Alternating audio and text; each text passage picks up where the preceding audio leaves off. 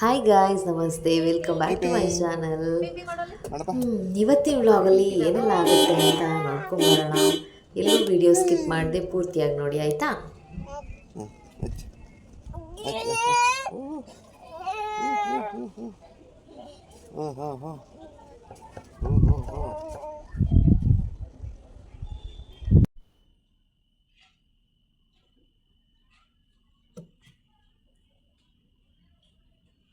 ನಿದ್ದೆ ಬರಲ್ಲಪ್ಪ ಪಾಪ, ಬರಲ್ವಾ? ನಿದ್ದೆ ಬರ್ತಿಲ್ವಾ? ಹ್ಞೂ. ಝೂಸು ಎಲ್ಲಿ? ಹಾಂ, ಝೂಸು ಎಲ್ಲಿ ಮಲಗಿದಾನೆ ನೋಡು. ಅಲ್ಲಿದ್ದಾನಾ? ಹ್ಞೂ ಹ್ಞೂ ಹ್ಞೂ. ಕಚ್ತೀಯ ಅವನಿಗೆ? ಪಾಪ ಪಾಪ ಅವನು. ಯಾರು ಪಾಪ? ಯಾರು ಪಾಪ? ಝೂಸು ಪಾಪ ಅವನು ಅಲ್ವಾ? ನಿನ್ನ ಜುಟ್ಟು ಯಾಕೆ ಹಿಂಗಿದೆ ಇವತ್ತು? ಜುಟ್ಟು ಜುಟ್ಟು. ಹ್ಞೂ ಹ್ಞೂ. ಬಾ, ತಲೆ ಬರ್ಸ್ಕೊಡ್ತೀನಿ, ಬಾ, ಎದೇಳು. ನೀ ಪಾಚಿ ಮಾಡಲ್ಲ ಅಂದರೆ ಎದೇಳು. ಹ್ಞೂ ಹ್ಞೂ. Hi guys, welcome back. Actually last ವಿಡಿಯೋದಲ್ಲಿ ಒಬ್ಬರು ಕಮೆಂಟ್ ಮಾಡಿದರು. ಏನಂದರೆ, ನನ್ನ ಮಗುಂಗೂ ಕೂಡ 1 ವರ್ಷ 1 ತಿಂಗಳು, ಅವನು ಬರೀ 6 kg ಮಾತ್ರ ಇದ್ದಾನೆ, ಏನಾದರೂ ಟಿಪ್ಸ್ ಹೇಳಿ ಅಂತ ಕಮೆಂಟ್ ಮಾಡಿದರು. ಆ್ಯಕ್ಚುಲಿ ನಾನಿನ್ನೂ ಪ್ರವೀಣೆ ಅಲ್ಲ, ಆದರೆ ನಾನು ಒಂದಂತೂ ಹೇಳ್ಬೋದಷ್ಟೇ. ನಾನು ನನ್ನ ಮಗನಿಗೆ ಏನು ಮಾಡ್ಕೊಂಬಂದೆ ಅನ್ನೋದಷ್ಟೇ ನಾನು ಹೇಳ್ಬೋದಷ್ಟೆ, ಆಯಿತಾ? ಏನು ಮಾಡಿದೆ ಅಂತಂದರೆ, ಅದಕ್ಕೂ ಮುಂಚೆ ನಾನು ಹೇಳ್ತೀನಿ, ನಾನು ಯಾವ ಥರ ಅವನಿಗೆ ಫುಡ್ ಯಾವ ಥರ ಕೊಟ್ಕೊಂಬಂದೆ 6 ತಿಂಗಳಾದಾಗಿಂದ ಅಂತ ಹೇಳ್ತೀನಿ. ಅದಕ್ಕೂ ಮುಂಚೆ ಎಲ್ಲ ಅಮ್ಮಂದಿರಿಗೂ ಒಂದು ಕಿವಿ ಮಾತು ಹೇಳ್ಬಿಡ್ತೀನಿ ನಾನು. ನನ್ನ ಮಗು ತೂಕ ಕಮ್ಮಿ ಇದೆ, ನನ್ನ ಮಗು ಸಣ್ಣ ಇದೆ, ನನ್ನ ಮಗು ಸರಿಗೆ ತಿಂತಾ ಇಲ್ಲ, ಇದು ಎಲ್ಲ ಅಮ್ಮಂದಿರ ಕಂಪ್ಲೇಂಟ್ ಹೌದು ಅಲ್ವಾ? ಎಲ್ಲ ಅಮ್ಮಂದಿರ್ಗೂ ಇಷ್ಟ ಇರುತ್ತೆ, ನನ್ನ ಮಗು ಚೆನ್ನಾಗಿರಬೇಕು, ಬೆಳ್ಳಗಿರಬೇಕು, ಗುಂಡಕ್ಕಿರಬೇಕು, ವೆಯ್ಟ್ ಜಾಸ್ತಿ ಇರಬೇಕು, ಚಬ್ಬಿಯಾಗಿರಬೇಕು ಅಂತ ಎಲ್ಲ ಅಮ್ಮಂದಿರಿಗೂ ಇಷ್ಟ ಇರುತ್ತೆ.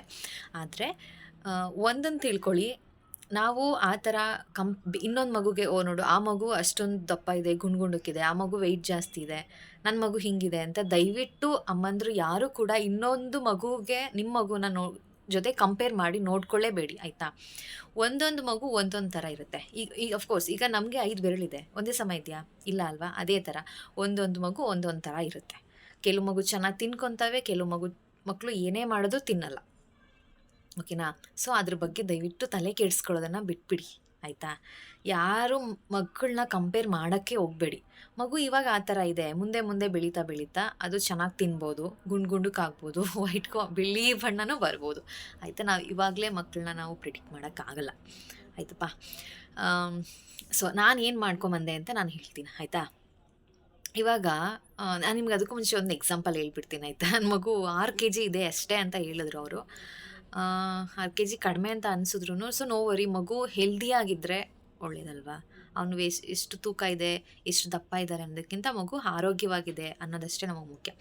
ಒಂದು ಎಕ್ಸಾಂಪಲ್ ಬೆಸ್ಟ್ ಎಕ್ಸಾಂಪಲ್ ಏನಪ್ಪ ಅಂದರೆ, ನನ್ನ ಕಸಿನ್ ಒಬ್ಬಳು ಹುಟ್ಟಿದಾಗ ತುಂಬ ಸಣ್ಣ ಅಂದರೆ ಸಣ್ಣ, ಆಮೇಲೆ ಒಂದಷ್ಟು ವರ್ಷ ಆದಮೇಲೂ ಸಿಕ್ಕಾಪಟ್ಟೆ ಸಣ್ಣ ಅವಳು. ಆದರೆ ಇವಾಗ ಅವಳು ನನಗಿಂತ ದಪ್ಪಕ್ಕಿದ್ದಾಳೆ, ನನಗಿಂತ ಚಬ್ಬಿ ಆಗಿದ್ದಾಳೆ ಅಲ್ವಾ? ಅದು ಬೆಳೀತಾ ಬೆಳೀತಾ ಬೆಳೀತಾ ಮಕ್ಕಳು ಚೇಂಜ್ ಆಗ್ತಾ ಹೋಗ್ತಾರೆ. ಸೊ ಹಂಗಂದ್ಬಿಟ್ಟು ನಾವು ತಲೆ ಕೆಡಿಸ್ಕೊಬಾರ್ದು, ಓಕೆನಾ? ಓಕೆ, ಈಗ ನಾನು ನನ್ನ ಮಗನಿಗೆ ಯಾವ ಥರ ಮಾಡ್ಕೊಂಬಂದೆ ಅನ್ನೋದನ್ನು ನಾನು ಹೇಳ್ಬಿಡ್ತೀನಿ, ಆಯಿತಾ? ಟಿಪ್ಸ್, ಆಯಿತಾ? ಅವನು ಹುಟ್ಟಿದಾಗ ಇದ್ದಿದ್ದು 2 kg 700 ಗ್ರಾಮ್ ಇದ್ದ, ಓಕೆನಾ? ಆ್ಯಕ್ಚುಲಿ ನಾನು ಅಂದ್ಕೊಂಡ್ಬಿಟ್ಟಿದ್ದೆ ಅವನು 3 kg ಬರ್ತಾನೆ, ಅಂದರೆ ಹುಟ್ಟಿದಾಗ ಒಂದು 3 kg ಮೇಲಿರ್ತಾನೆ ಅಂತ ನಾನು ಅಂದ್ಕೊಂಡಿದ್ದೆ. ಯಾಕೆ ಅದು ಕಡಿಮೆ ಆಯಿತು ಅನ್ನೋದನ್ನು ನಾನು ನನ್ನ ಒಂದು ಪ್ರೆಗ್ನೆನ್ಸಿ ವ್ಲಾಗ್ ಮಾಡೋಣ ಅಂತ ಅಂದ್ಕೊಂಡಿದ್ದೀನಿ. ಅದ್ರಲ್ಲಿ ನಾನು ಡೀಟೇಲಾಗಿ ಹೇಳ್ತೀನಿ, ಆಯಿತಾ? ಹುಟ್ಟಿದಾಗ ಅವನಿದ್ದಿದ್ದೆಷ್ಟು 2 kg 700 ಗ್ರಾಮ್ ಇದ್ದ, ಆಯಿತಾ?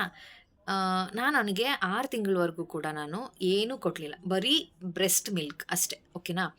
ಅದರ ಮಿಡ್ಲಲ್ಲಿ ಏನಾಯಿತು, ಸೊ ಅವನು 4 ತಿಂಗಳು ಪಾಪು ಇದ್ದಾಗ ಆಲ್ ಆಫ್ ಸಡನ್ ಅವನು ಬ್ರೆಸ್ಟ್ ಮಿಲ್ಕನ್ನ ಕಂಪ್ಲೀಟ್ ಬಿಟ್ಬಿಟ್ಟ. 1 ತಿಂಗಳು ಅವನು ನೈಟ್ ಮಾತ್ರ ಮಲ್ಕೊಂಡಾಗ ನನ್ನ ಪಕ್ಕ ಮಲಗಿರ್ತಾನಲ್ವ, ಆ ಟೈಮಲ್ಲಿ ಮಾತ್ರ ನಾವು ಬ್ರೆಸ್ಟ್ ಮಿಲ್ಕ್ ತೊಗೋತಿದ್ದ. ಬೇರೆ ಟೈಮಲ್ಲಿ ಅವನು ಡೇ ಟೈಮ್ ಅವ್ನಿಗೆ ಏನೇ ಆದರೂ ಬ್ರೆಸ್ಟ್ ಮಿಲ್ಕ್ ಕುಡಿತಾ ಇರಲಿಲ್ಲ. ಏನಾಯಿತು ಏನೋ ಗೊತ್ತಿಲ್ಲ ಅವನಿಗೆ, ಸೊ ಕಾಲ್ದೊಳಾಯ್ತು ಅಂತೆಲ್ಲ ಅಂತಾರೆ. ಅದು ಎಷ್ಟು ನಿಜ ಎಷ್ಟು ಸುಳ್ಳು ಗೊತ್ತಿಲ್ಲ. ಅವ್ನಿಗೆ ಯಾವ ಥರ ಅನ್ನಿಸ್ತೋ ಗೊತ್ತಿಲ್ಲ. ಅವ್ನು ಕಂಪ್ಲೀಟ್ ಬಿಟ್ಬಿಟ್ಟ. ಅವ್ನು ಕುಡಿಲೇ ಇಲ್ಲ. ನಾನು ಆ ಟೈಮಲ್ಲಿ ಏನು ಮಾಡಿದೆ, ಅನಿವಾರ್ಯವಾಗಿ ನನಗಿಷ್ಟ ಇಲ್ಲ ಅಂದರೂ ನಾನು ಅವನಿಗೆ ಫಾರ್ಮುಲಾ ಮಿಲ್ಕ್ನ ಅಭ್ಯಾಸ ಮಾಡಬೇಕಾಯ್ತು. ಆಯಿತಾ, ಆವತ್ತಿಂದ ನಾನು ಅವ್ನಿಗೆ 4 ಮಂತ್ ಕಂಪ್ಲೀಟ್ ಆದಾಗಿಂದ ನಾನು ಅವ್ನಿಗೆ ಫಾರ್ಮುಲಾ ಮಿಲ್ಕ್ ಕೊಡ್ತಾ ಬಂದೆ. ಸರಿ ಅಂದ್ಬಿಟ್ಟು ಒಂದಷ್ಟು ದಿನ 1 ತಿಂಗಳು ಹಂಗೆ ಮಾಡಿಬಿಟ್ಟು ಆಮೇಲೆ ಹೋಗ್ತಾ ಅವನೇ ಬ್ರೆಸ್ಟ್ ಮಿಲ್ಕ್ನ ಕುಡಿಯೋದಕ್ಕೆ ಶುರು ಮಾಡ್ದೆ. ಅಡ್ಜಸ್ಟ್ ಆದ. ಈ ಟೈಮಲ್ಲಿ ನನಗೆ ಸ್ವಲ್ಪ ಆ ಟೈಮಲ್ಲಿ ಏನಾಯಿತು ಅಂದರೆ ನಾನು ಎರಡನ್ನೂ ಕೊಡ್ತಾ ಬಂದೆ. ಬ್ರೆಸ್ಟ್ ಮಿಲ್ಕ್ ಅವ್ನು ಎಷ್ಟು ಕುಡಿತಾನೋ ಅಷ್ಟು ಕುಡಿಸ್ತಿದ್ದೆ. ಅವ್ನು ಬೇಡ ಅಂತ ಹಠ ಮಾಡಿದ ಟೈಮಲ್ಲಿ ಅವ್ನಿಗೆ ಹೊಟ್ಟೆ ಹಸಿವಾಗ್ತಿತ್ತು. ಅವ್ನು ಬೇಡ ಅಂತ ಹಠ ಮಾಡಿದ ಟೈಮಲ್ಲಿ ಏನು ಮಾಡ್ತಿದ್ದೆ, ಫಾರ್ಮುಲಾ ಮಿಲ್ಕ್ನ ನಾನು ಕೊಡ್ತಾ ಬಂದೆ. ಆಯಿತಾ, 6 ಮಂತ್ ಕಂಪ್ಲೀಟ್ ಆದಮೇಲಿಂದ ನಾನು ಅವನಿಗೆ ಸಾಲಿಡ್ ಫುಡ್ನ ಶುರು ಮಾಡಿದೆ.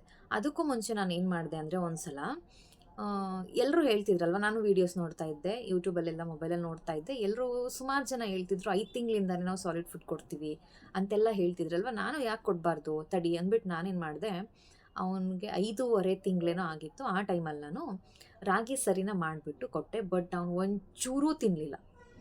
ಒಂದು ಹಿಂಗೆ ಹಾಕಿದ್ರೆ ಬಾಯಿಗೂ ಅವ್ನು ಹಾಕಿಸ್ಕೊಳ್ಳಿಲ್ಲ. ಸೊ ನಾನೇನು ಮಾಡಿದೆ, ಬಿಟ್ಬಿಟ್ಟೆ. ಫೋರ್ಸ್ ಮಾಡಬಾರ್ದು ಅನ್ನೋದು ನನ್ನ ತಲೆಯಲ್ಲಿ ಇದ್ದಿದ್ದು ಅಷ್ಟೇ. ಆಯಿತಾ, ನಾನು ಕಂಪ್ಲೀಟ್ ಅವನಿಗೆ ಫೋರ್ಸ್ ಮಾಡೋದನ್ನು ಬಿಟ್ಬಿಟ್ಟೆ. ಆಮೇಲೆ ನಾನು ಕಂಪ್ಲೀಟಾಗಿ 6th ಮಂತ್ ಆಯಿತು ಅವನಿಗೆ. ಆವಾಗಿಂದ ನಾನು ಅವನಿಗೆ ಶುರು ಮಾಡಿದೆ ಸಾಲಿಡ್ ಫುಡ್ನ. ಏನೇನು ಮಾಡ್ತಾಯಿದ್ದೆ ಅಂದರೆ, ಪ್ಯೂರಿ ಮಾಡ್ತಾಯಿದ್ದೆ. ಆಯಿತಾ, ಕ್ಯಾರೆಟ್ ಪ್ಯೂರಿ ಕೊಡ್ತಿದ್ದೆ, ಬೀಟ್ರೂಟ್ ಪ್ಯೂರಿ ಕೊಡ್ತಿದ್ದೆ. ಒಂದೊಂದು ಸಲ ಕ್ಯಾರೆಟು ಮತ್ತು ಬೀಟ್ರೂಟ್ ಎರಡು ಮಿಕ್ಸ್ ಮಾಡಿ ಪ್ಯೂರಿ ಮಾಡಿಕೊಡ್ತಾಯಿದ್ದೆ. ಸ್ಟಾರ್ಟಿಂಗ್ ಡೇಸಲ್ಲಿ ಹೇಳ್ತಾ ಇರೋದು ನಾನು. ಅವನಿಗೆ ಸ್ಟಾರ್ಟಿಂಗ್ ಡೇಸಲ್ಲಿ ನಾನು ದಿನದಲ್ಲಿ 1 ಟೈಮ್ ಮಾತ್ರ, ನಾನು 1 ಮಂತ್ವರೆಗೂ ಸಾಲಿಡ್ ಫುಡ್ ಕೊಡ್ತಾ ಇದ್ದಿದ್ದು. ಬರೀ ದಿನಕ್ಕೆ 1 ಟೈಮ್ ಮಾತ್ರ ನಾನು ಕೊಡ್ತಾಯಿದ್ದೆ. ಪ್ಯೂರಿ ಕೊಡ್ತಿದ್ದೆ, ಅಥವಾ ಬನಾನಾ ಪ್ಯೂರಿ, ಆ್ಯಪಲ್ ಪ್ಯೂರಿ, ಈ ಥರ. ಅದರ ಮಧ್ಯದಲ್ಲಿ ಯಾವತ್ತಾದರೂ ಮಿಡ್ಲಲ್ಲಿ ಒಂದೊಂದು ಸಲ ಏನು ಮಾಡ್ತಿದ್ದೆ, ದಾಳಿಂಬೆ ಹಣ್ಣಿಂದು ರಸ ಕೊಡ್ತಾಯಿದ್ದೆ ಅವನಿಗೆ. ಸೊ ರಸ ತೆಗೆದ್ಬಿಟ್ಟು ಸೀಡ್ಸ್ ಎಲ್ಲ ಬಿಸಾಕಿ ಅದ್ರ ರಸ ಕೊಡ್ತಾಯಿದ್ದೆ. ಇವಾಗ ನಾವು ಸಿರಪ್ ಹಾಕ್ತೀವಲ್ವ, ಅದರಲ್ಲಿ ನಾನು ಅದ್ರ ರಸ ಕೊಡ್ತಾಯಿದ್ದೆ. ಅವ್ನು ಇಷ್ಟಪಟ್ಟು ಕುಡಿತಿದ್ದ. ತುಂಬ ಕೊಡ್ತಾ ಇರಲಿಲ್ಲ, ಒಂದು ಸ್ವಲ್ಪ ಮಾತ್ರ ಕೊಡ್ತಾ ಬಂದೆ. ಅವ್ನು ಇಷ್ಟಪಟ್ಟು ಅದನ್ನು ಕುಡ್ಕೊತಿದ್ದ. ಆಯಿತಾ, ಅದಾದಮೇಲೆ ಏನು ಮಾಡಿದೆ, 7th ಮಂತ್ ಕಂಪ್ಲೀಟ್ ಆದಾಗಿಂದ ನಾನು ದಿನ ಅವನಿಗೆ 2 ಟೈಮ್ ಕೊಡ್ತಾ ಬಂದೆ ಸಾಲಿಡ್ ಫುಡ್ನ.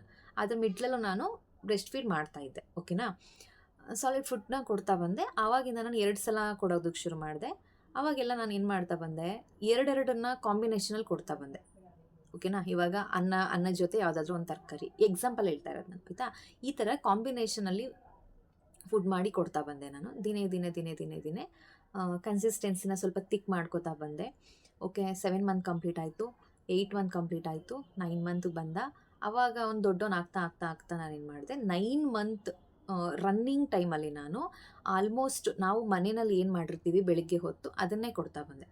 ಓಕೆನಾ, ನಾನು ಇಲ್ಲಿವರೆಗೂ ನಾನು ಅವನಿಗೆ ಯಾವುದೇ ಕಾರಣಕ್ಕೂ ನಾನು ಅವನಿಗೆ ಫೋರ್ಸ್ ಮಾಡಿಲ್ಲ. ಅವ್ನು ಎಷ್ಟು ತಿಂತಾನೋ ಅಷ್ಟೇ ಕೊಡ್ತಿದ್ದೆ. ಅವನು ಹಠ ಮಾಡಿದ್ರೆ ನಾನು ಫೋರ್ಸ್ ಮಾಡ್ತಿರ್ಲಿಲ್ಲ, ಬಿಟ್ಬಿಡ್ತಿದ್ದೆ. ಓಕೆನಾ, ಅದನ್ನು ದಯವಿಟ್ಟು ಫಾಲೋ ಮಾಡಿ. ದಯವಿಟ್ಟು ಮಕ್ಕಳು ತಿಂತಾ ಇಲ್ಲ ಅಂತ ಪ್ಲೀಸ್ ಯಾರೂ ಮಕ್ಕಳಿಗೆ ಹಿಂಸೆ ಕೊಟ್ಟೆಲ್ಲ ತಿನ್ಸೋದಕ್ಕೆ ಹೋಗಬೇಡಿ. ಮಕ್ಕಳಿಗೆ ಅದು ಅಸಹ್ಯ ಅಂತ ಅನ್ಸೋಕ್ಕೆ ಶುರುವಾಗುತ್ತೆ, ಮಕ್ಕಳು ಊಟ ಮಾಡಲ್ಲ. ಆಯಿತಾ, ನಾನು ಆವಾಗ ಇವಾಗ ಎಕ್ಸಾಂಪಲ್ ಏನು ಕೊಡ್ತಾ ಇದ್ದೆ ಅಂತಂದರೆ, ದೋಸೆ ಮಾಡ್ತಿದ್ರು ಮನೇಲಿ, ದೋಸೆ ಕೊಡ್ತಿದ್ದೆ, ಮೊಸರು ಜೊತೆ ಕೊಡ್ತಾಯಿದ್ದೆ. ಆಯಿತಾ, ಮೊಸರಿಗೆ ಒಂದು ಸ್ವಲ್ಪ, ನಿಮ್ಮ ಮಕ್ಕಳಲ್ವ ಖಾರ ಆಗಬಾರ್ದು ಅಂತ ಒಂದು ಸ್ವಲ್ಪ ಚಟ್ನಿನೋ ಅಥವಾ ಒಂದು ಸ್ವಲ್ಪ ಸಾಗು ಮಾಡಿದರೆ ಸಾಗು ಮೊಸರಿಗೆ ಮಿಕ್ಸ್ ಮಾಡಿ ಕೊಡ್ತಾಯಿದ್ದೆ. ಆಯಿತಾ, ಇಡ್ಲಿ ಕೊಡ್ತಿದ್ದೆ. ಚಪಾತಿನ ಹಾಲಲ್ಲಿ ನೆನೆಸಿ, ಅಂದರೆ ಫಾರ್ಮುಲಾ ಮಿಲ್ಕಲ್ಲೇ ನೆನೆಸ್ತಾ ಇದ್ದೆ. ನಾನು ಕೌ ಮಿಲ್ಕ್ ಅವನಿಗೆ ಏನೇ ಆದರೂ ನಾನು ಇಲ್ಲಿವರೆಗೂ ಅವ್ನು ಕೌ ಮಿಲ್ಕ್ ಕೊಟ್ಟಿಲ್ಲ. ಫಾರ್ಮುಲಾ ಮಿಲ್ಕಲ್ಲಿ ಚಪಾತಿನ ನೆನೆಸ್ತಿದ್ದೆ, ಕೊಡ್ತಿದ್ದೆ. ಇಲ್ಲ ಅಂದರೆ ಒಂದೊಂದು ಸಲ ಏನು ಮಾಡ್ತಿದ್ದೆ, ಮೊಸರಲ್ಲೇ ಚಪಾತಿನ ನೆನೆಸ್ತಿದ್ದೆ, ಕೊಡ್ತಿದ್ದೆ. ಈ ಥರ. ಮತ್ತು ಉಪ್ಪಿಟ್ಟು ಕೊಡ್ಬೋದಿತ್ತು ಆ ಟೈಮಲ್ಲೆಲ್ಲ. ಈ ಥರ ಕೊಡ್ತಾ ಹಂತವಾಗಿ ನಾನು ಎಲ್ಲ ಫುಡ್ನೂ ಕೊಡ್ತಾ ಬಂದೆ. ಈಗ ಅಟ್ ಪ್ರೆಸೆಂಟ್ ನಾನು ನನ್ನ ಮಗನಿಗೆ ಏನು ಮಾಡ್ತಾಯಿದ್ದೀನಿ ಅಂದರೆ, ಆಲ್ಮೋಸ್ಟ್ ಪ್ರತಿದಿನ ನಾನು ಏನೇನು ತಿಂಡಿ ಮಾಡಿರ್ತೀವೋ ಬೆಳಿಗ್ಗೆ ಎಲ್ಲ ತಿಂಡಿನೂ ನಾನು ಇವಾಗ ಕೊಡ್ತಾ ಬಂದಿದ್ದೆ. ಇದಿಷ್ಟು. ಓಕೆನಾ, ಅದು ಬಿಟ್ಟು ಸ್ಪೆಷಲ್ಲಾಗಿ ನಾನು ಏನು ಕೇರ್ ತೊಗೊಂಡೆ ನನ್ನ ಮಗನಿಗೆ ಅಂತ ಅಂದರೆ, ಯಾವಾಗ ಅವನಿಗೆ 6 ಮಂತ್ ಕಂಪ್ಲೀಟ್ ಆಯಿತು ಅವತ್ತಿಂದ ನಾನು ಇದುವರೆಗೂ ಕೂಡ ನಾನು ಮಿಸ್ ಮಾಡಿಲ್ಲ ಅವನಿಗೆ. ಅಂದರೆ ಎಲ್ಲಾದರೂ ಹೊರಗಡೆ ಯಾವುದಾದ್ರೂ ಮನೆಗೆ ಹೋದಾಗ ಅವಾಗ ಮಿಸ್ ಆಗಿಬಿಟ್ಟಿದೆ ಅಷ್ಟೇ. ಅದು ಬಿಟ್ಟರೆ ನಾನು ಅವನಿಗೆ ಪ್ರತಿದಿನ ಏನು ಮಾಡ್ತಾಯಿದ್ದೆ ಅಂದರೆ, ಸ್ಟಾರ್ಟಿಂಗ್ ಡೇಸಲ್ಲೆಲ್ಲ ಒಂದು ಬಾದಾಮಿನ ಹಿಂದಿನ ದಿವಸ ರಾತ್ರಿನೇ ನೆನೆಸಿಡ್ತಿದ್ದೆ. ಮತ್ತು ಅದು ಬೆಳಿಗ್ಗೆ ನಾನು ಬಾದಾಮಿದು ಸಿಪ್ಪೆ ತೆಗೆದು ಕಲ್ಲಲ್ಲಿ ನುಣ್ಣಗೆ ತೆಗೆದು ಅದನ್ನು ಒಂದು ಅರ್ಧ ಬಾದಾಮಿ, ಸ್ಟಾರ್ಟಿಂಗ್ ಡೇಸಲ್ಲಿ ನಾನು ಬರೀ ಅರ್ಧ ಬಾದಾಮಿ ಅಷ್ಟೇ ಕೊಡ್ತಾ ಇದ್ದಿದ್ದು, ಅದನ್ನು ಸ್ವಲ್ಪ ತುಪ್ಪ ಹಾಕಿ ತಿನ್ನಿಸ್ತಾ ಬಂದೆ. ಆಯಿತಾ, ಅದನ್ನು ಏನು ಮಾಡಿದೆ, ನಾನು ಬರ್ತಾ ಅರ್ಧ ಇದ್ದಿದ್ದ ಬಾದಾಮಿನ ಒಂದು ಬಾದಾಮಿ ತೊಗೊಂಬಂದೆ.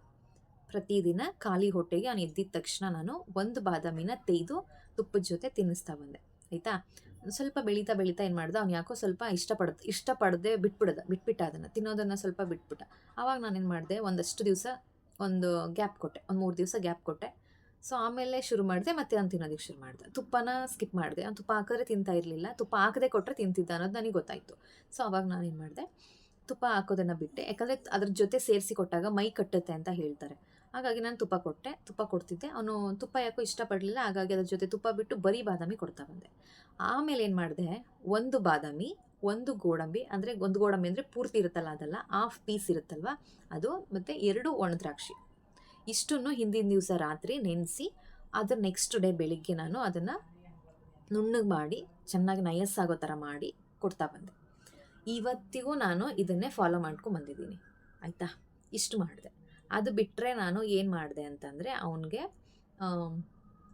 ಪ್ರತಿ ವಾರ ಅಂದರೆ ವಾರದಲ್ಲಿ 1 ದಿವಸ ನಾನು ಅವನಿಗೆ ಡ್ರೈ ಫ್ರೂಟ್ಸ್ ಎಲ್ಲ ಯೂಸ್ ಮಾಡಿ ಕೀರು ಥರ ಮಾಡಿ ಕೊಡ್ತಾಯಿದ್ದೆ.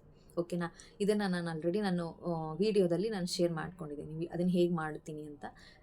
ನಮಗೆ ಯಾವ್ಯಾವುದು ಡ್ರೈ ಫ್ರೂಟ್ಸ್ ಸಿಗುತ್ತೋ ಅದೆಲ್ಲ ಡ್ರೈ ಫ್ರೂಟ್ಸ್ನ ನಾವು ಸೇರಿಸ್ಕೊಬೋದು. ಓಕೆನಾ, ಬಾದಾಮಿ, ಗೋಡಂಬಿ ಮತ್ತು ಒಣದ್ರಾಕ್ಷಿ, ಖರ್ಜೂರ ಬಿಟ್ಟು ಇನ್ನೇನೇನು ಡ್ರೈ ಫ್ರೂಟ್ಸ್ ಸಿಗುತ್ತೆ ಅದೆಲ್ಲನೂ ಸೇರಿಸಿ ಅದನ್ನು ಮಾಡಿಕೊಂಡು ತಿನ್ನಿಸ್ತಾ ಬಂದೆ. ಆ್ಯಕ್ಚುಲಿ ನನಗೆ ಇದು ವರ್ಕೌಟ್ ಆಯಿತು ಅಂತ ನನಗೆ ಅನ್ನಿಸ್ತು. ಆಯಿತಾ, ಅವನು ಬರ್ತಾ ಸಣ್ಣ ಆಗ್ತಿದ್ದಾನೆ ಪಾಪು. ಆಯಿತಾ, ಆದರೆ ವೆಯ್ಟ್ ಅಂತೂ ಯಾವುದೇ ಕಾರಣಕ್ಕೂ ಅವ್ನು ಕಮ್ಮಿ ಆಗಿಲ್ಲ.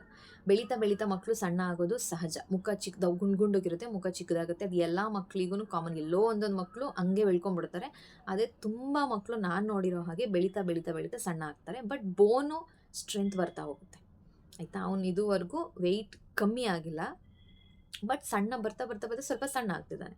ಸೊ ಈ ಒಂದು ಡ್ರೈ ಫ್ರೂಟ್ಸ್ದು ನನಗೆ ವರ್ಕ್ ಆಯಿತು ಅಂತ ನನಗೆ ಅನ್ನಿಸ್ತಾ ಇದೆ.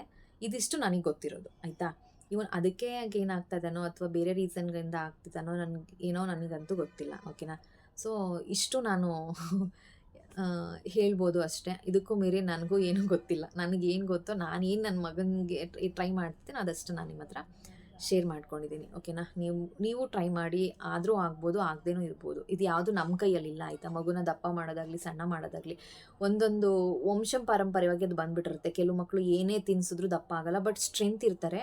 ಏನೇ ಕೊಟ್ಟರು ಏನೇ ತಿಂದರೂ ಚೆನ್ನಾಗಿ ತಿಂದರೂ ಕೂಡ ದಪ್ಪ ಆಗಲ್ಲ. ಆ ಜೀನ್ ಆ ಥರ ಬಂದುಬಿಟ್ಟಿರುತ್ತೆ ಮಕ್ಕಳಿಗೆ. ಸೊ ಪ್ಲೀಸ್ ಯಾರೂ ತಲೆ ಕೆಡಿಸ್ಕೋಬೇಡಿ. ಆಯಿತಾ, ಸೊ ನಾನು ಮಾಡಿದ್ದು ಇಷ್ಟೇ.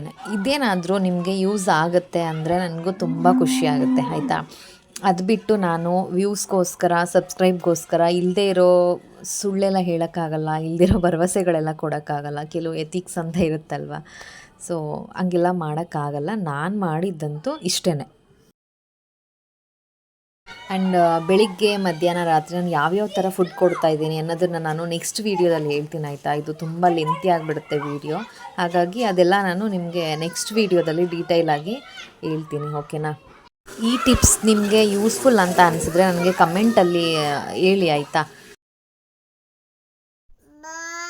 ಬಾ ಪಪ್ಪ ಬಾ,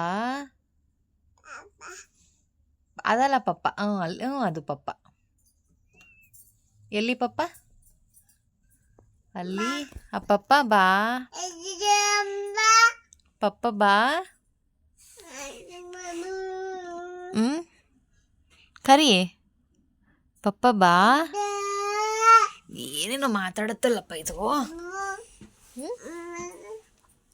ಬೀಳ್ತೀಯ ಪಪ್ಪು, ಹೋಗ್ಬಾರ್ದು.